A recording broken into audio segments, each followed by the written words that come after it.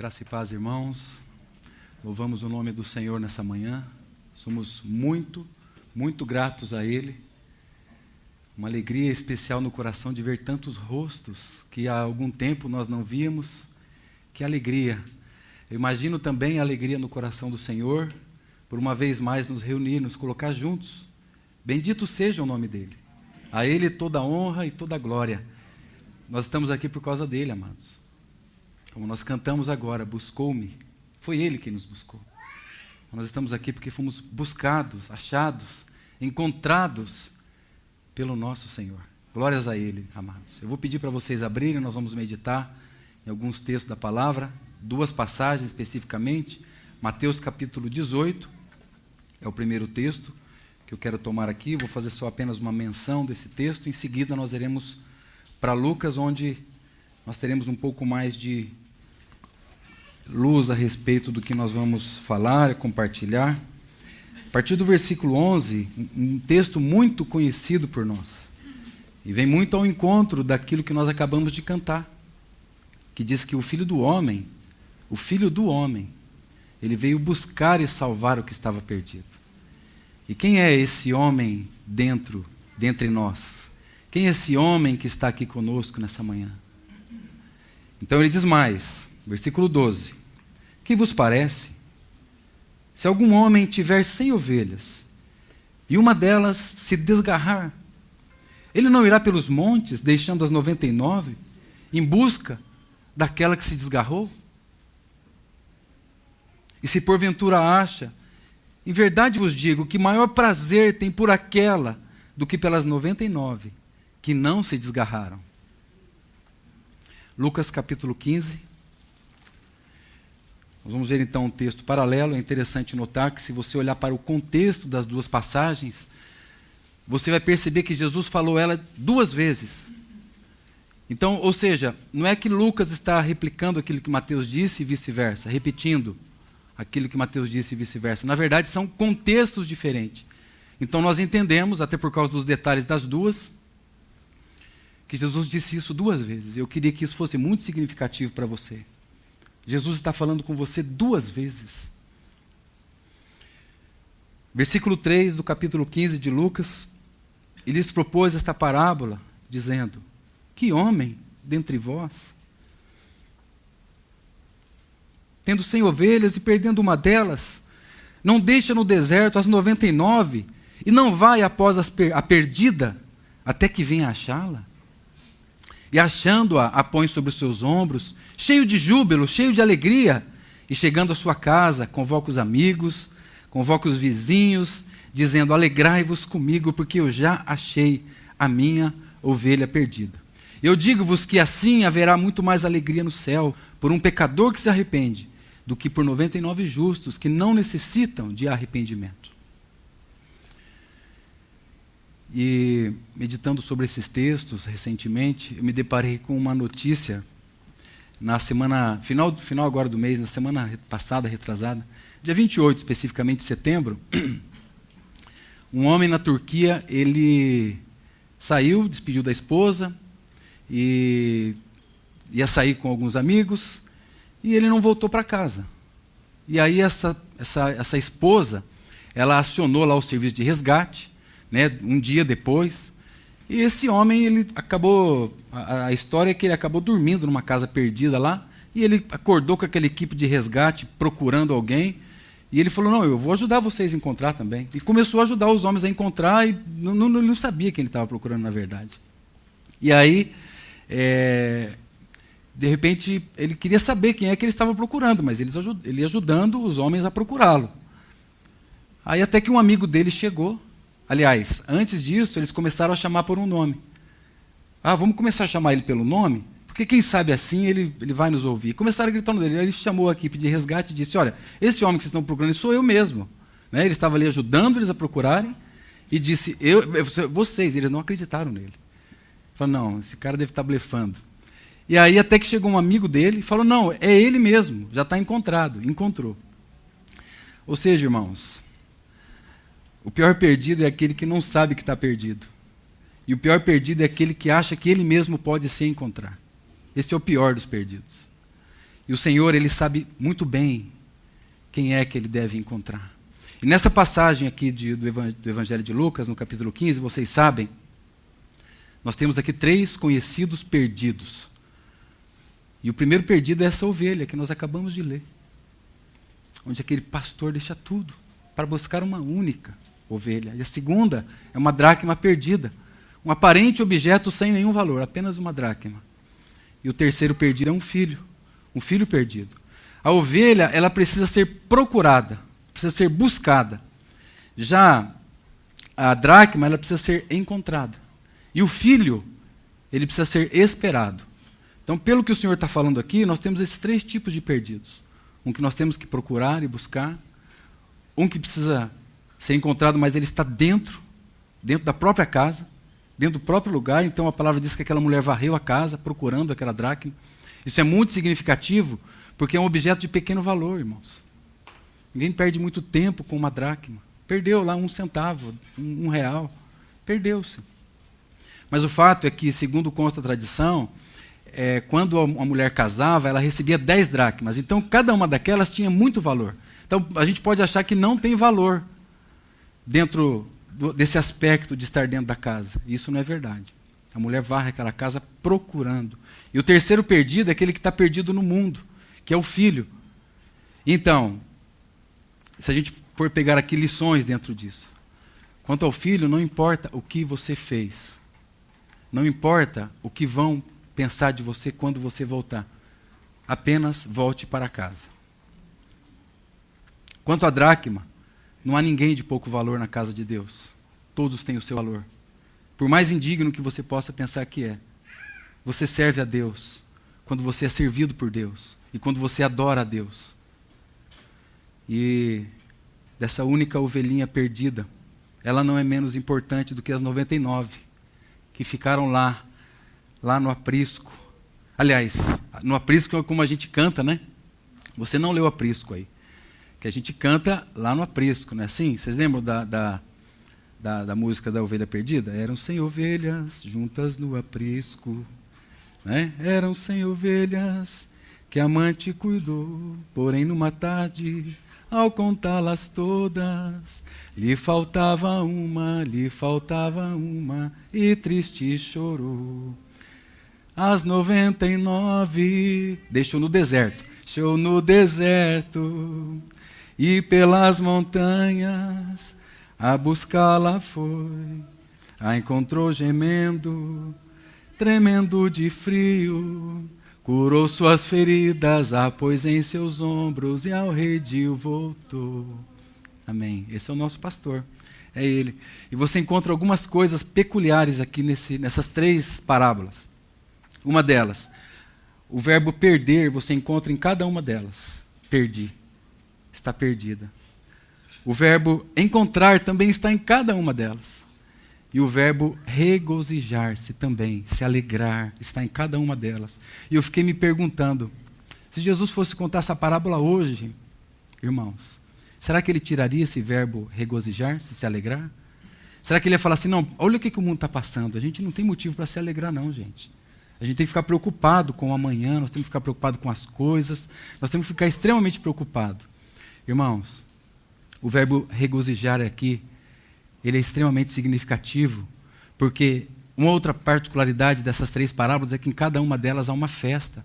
E se você é um perdido, que estava perdido, saiba que tem uma festa preparada para você. E essa festa tem um anfitrião, que está na cabeceira dessa mesa.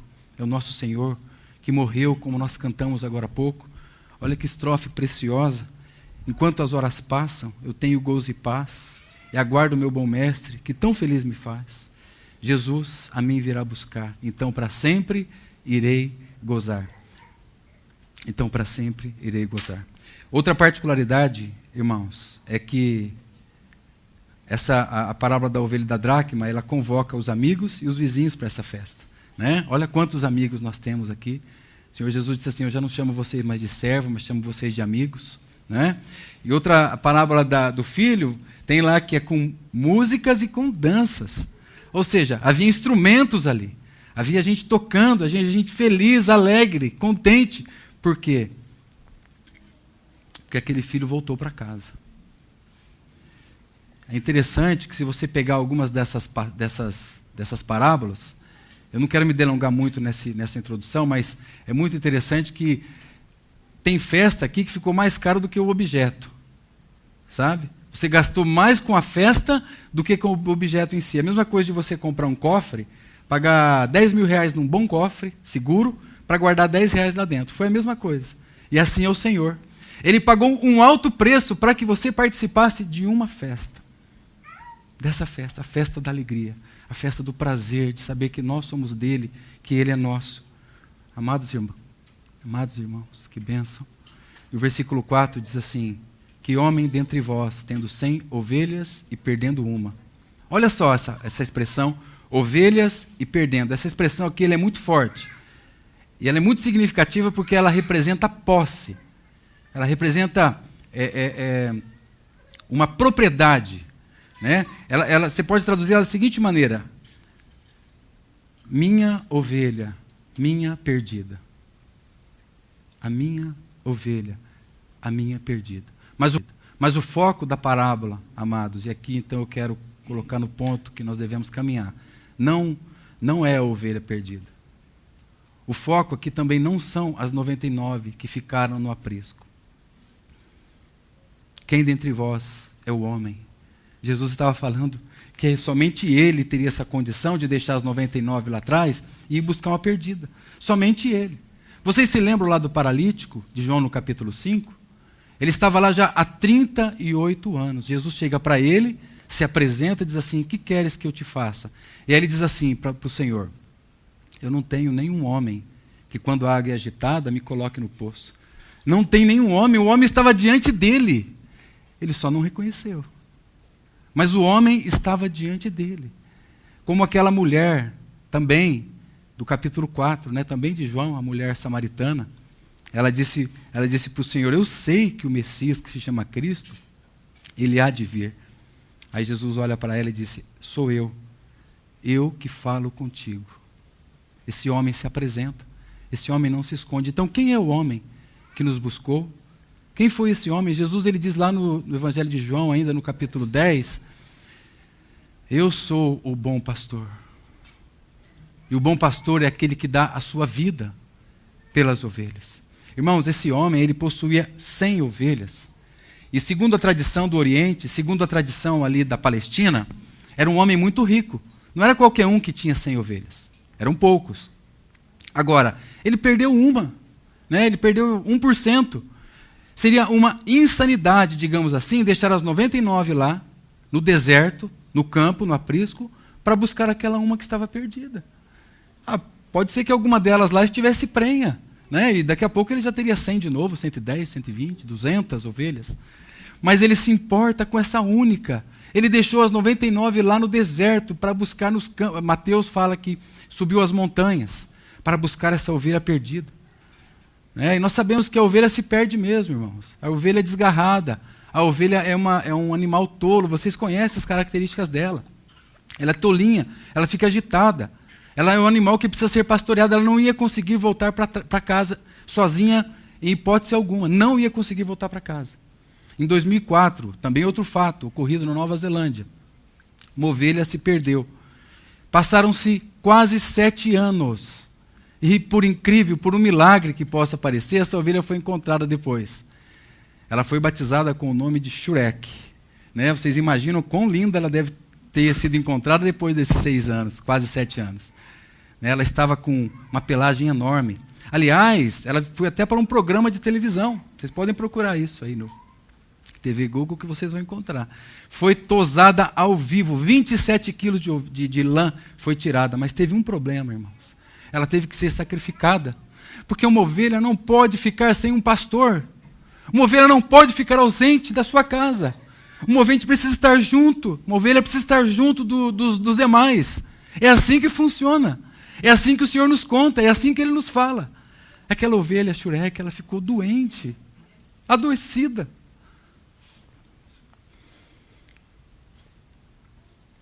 Ele deixa tudo. Ele deixa as 99. Para que você não adoecesse. Para que você não se perdesse para sempre. para que você fosse salvo. O Filho do Homem veio buscar e salvar o perdido. Considera isso, irmãos. Considera o amor desse pastor. Eu dou a minha vida por vocês. Mas e as 99 lá atrás valem muito. Deixa as 99. Eu vim buscar você. Quem é dentre vós esse homem que deixa tudo para trás?